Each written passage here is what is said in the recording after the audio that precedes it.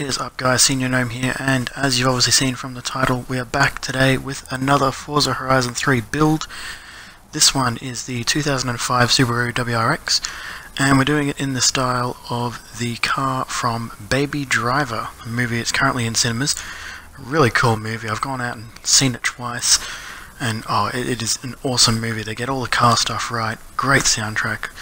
It's really well put together, so I decided to build the car. Well, this one's used in the intro scene, so it's kind of the hero car, but it's actually only in about 6 minutes of the movie. But this is used in the intro scene. It's a heist vehicle. As you can see here, I've already done the paint job, which is just a bright red, black wheels, and I've put a window tint on. So we'll go ahead and get into the build. Pretty straightforward, and this will make a really great drift car, and I tried it out myself, and it also works quite well in Infected. So first step is to change the wing. Now in the movie it does have a very small wing on there. I think it's from an RS or one of the base model WRX models, but we can't do that, so we're just going to remove the wing here, and there's no other real visual modifications on the car. It's very plain looking. So I've gone with the sport tyres, so you definitely get an upgrade in grip, but I don't think we need to go for race tyres. And widening them, of course. Now I have left the stock wheels because I think in the movie they are actually the stock wheels for the car. I'm not definite on that, but I think they are the stock wheels, and even if not, they're a very similar look, so I've decided to leave those on there. Next up, we want to go transmission. Now, fully upgraded pretty much everything, so I've got plenty of adjustability and we are not losing any power, and you get really quick shifts, which is great for the drifting and any sort of stunt driving that you're going to do with this car. So there we go, fully upgraded that. I did use the sport brakes at first, but I switched to the race brakes because why not? Doesn't really hurt to have a little bit more braking power, so switch to the race brakes. Now I go with the rally springs on the suspension, and that's because in the movie you'll see it's a very soft suspension setup, so I wanted to go with that. The rally springs do give you that nice soft suspension setup so that the car can take bumps very well, and we'll just adjust the height later to sort that out. And just sport front and rear anti-roll bars. Again, I don't want it to be too stiff, so just the sport, and same for the chassis reinforcement. Now I lightened it up a bit. In the movie the car basically looks like it's at full weight, but you know, we'll take a bit of weight out, it does not hurt. And then pretty much we want to go maximum power in the engine. Now you can, in the scene that this car is in, you can hear that it's definitely a modified engine, so I don't have any specs on it or anything, so we're just going to go for the maximum amount of power, because with the all-wheel drive and Forza's driving system, it really doesn't hurt. You just go more power, doesn't matter how much you got really. So fully upgrading the engine, and I think it gives us around the 600 horsepower or 450 kilowatt mark, and it works quite well. So that's about it for parts. So here we'll have a look at the tune. Now as you can see, I've dropped the tyre pressures both front and rear, which will give you a little bit more grip off the line and through corners. Next up we've got the transmission. I've changed the final drive ratio to a 4.55, which is a little bit of a step up, and that really gives you great acceleration in this car. Cuts down your top speed a little bit, but for what this is built for, it's not too big of an issue. Just a little bit of camber on the front there, even less on the rear end. That keeps grip levels high. There's really no reason to go mad camber on this. There's no reason to do it.